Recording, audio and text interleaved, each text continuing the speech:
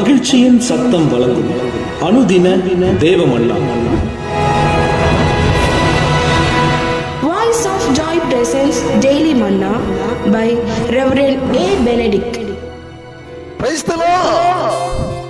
God loves you so much. இன்றைய தேவ மன்னாவாக நேற்று நாளிலே தியானித்த அதே வசனத்தை தான் இந்த நாளிலும் நாம் தியானிக்க போகிறோம். முதற் பகுதியாக அவர் நம்மை போதித்து நடத்துகிறவர் என்று சொல்லி பார்த்தோம். இரண்டாம் பகுதியிலே 8ஆம் வசனத்திலே நம் கண்கள் மேல் அவர் கண்களை வைத்து நமக்கு ஆலோசனை சொல்லுகிறவராயிருக்கிறார். கேட்கிற அருமையான தேவச்சனமே, நான் மீண்டும் அந்த வசனத்தை நான் வாசிக்கிறேன். நான் உனக்கு போதித்து நீ நடக்க வேண்டிய வழியை உனக்கு காட்டுவேன், உன்மேல் என் கண்களை வைத்து உனக்கு ஆலோசனை சொல்லுவேன். ஆம், இந்த நாளுக்குரிய வார்த்தையாக நம் கண்கள் மேல் கண்களை வைத்து ஆலோசனை சொல்லும் தேவன். கண்கள் மேல் கண்களை வைத்து நமக்கு உரிய ஆலோசனைகளை தந்து நம்மை நடத்துகிற தேவனாயிருக்கிறார். சங்கீதக்காரனாகிய தாவீது எந்த நேரத்திலும் தேவனுடைய ஆலோசனை பண்ணிருந்தார். ஆண்டவரே, இந்த தண்டை பின்தொடர்வது உமக்கு சித்தமா ஆண்டவரே என்று கேட்பார். ஒருமுறை அமலேக்கியரால் தன்னுடைய உடைமைகள் எல்லாம் பிடிக்கப்பட்டு சிறைப்பிடித்து கொண்டு போகப்பட்ட அந்த வேளையிலே மனைவிமார்கள், உடனிருந்தவர்களுடைய மனைவிமார்கள் மற்றும் அவன் சேர்த்து வைத்த சகதரித்து வைத்த அநேக உடைமைகள் கொண்டு போகப்பட்டன. சிறைப்பிடித்து அவர்கள் போன பிற்பாடு ஒரு ஆண்டவரிடத்திலே அவன் கேட்டான், ஆண்டவரே, தண்டை இப்போது அந்த தண்டை நான் பின்தொடர்ந்து செல்வதற்கு சித்தமா ஆண்டவரே என்று சொல்லி ஆண்டவர் சொன்னார், பின்தொடர்ந்து போ மகனே, அவைகளை நீ திருப்பி கொண்டு வருவாய். ஒவ்வொரு காரியத்துக்கும் அவன் அவிதமாக ஆலோசனை கேட்பான்.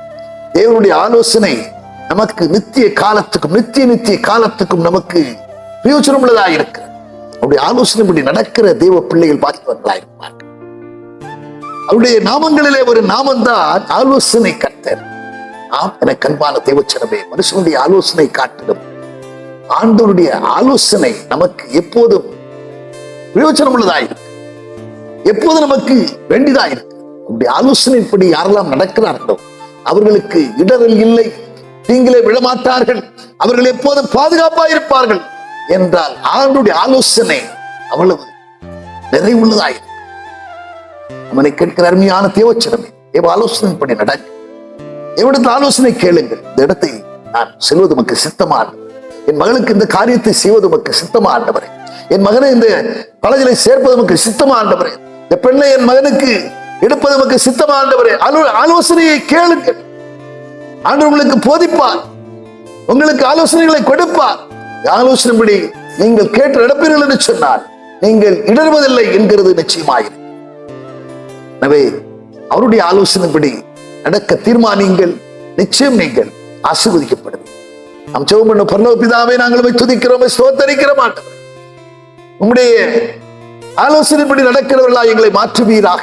தாவீது எப்படி உம்முடைய ஆலோசனைப்படி நடந்தார், அதே போல நாங்களும் உம்முடைய ஆலோசனை கேட்டு, ஆண்டவரே, நீ பேசும் தெய்வமாயிருக்கிறேன், எனக்கு செவி உடைக்கிறவன் விக்கிரம் என்று வாசம் பண்ணி ஆபத்திலும் பயப்படாமல் அமைதியா இருப்பார் வார்த்தையின்படி வார்த்தையை கேட்டு ஆலோசனை கேட்டு நடக்கிறவர்களாக எங்களை நீர் ஆண்டவரை வழிநடத்த வேண்டும் என்று செபிக்கிறப்பா. உடைய சத்தத்தை கேட்டு நடக்கிற பிள்ளைகளாக எங்களை நீர் ஆண்டவரே உருவாக்க வேண்டும் என்று செபிக்கிறேன். கருத்தில் அர்ப்பணிக்கிறேன், பொறுப்படுத்தும் இயேசு கிறிஸ்துவின் மூலம் செபிக்கிறேன் நல்ல பிதாவே, ஆமென்.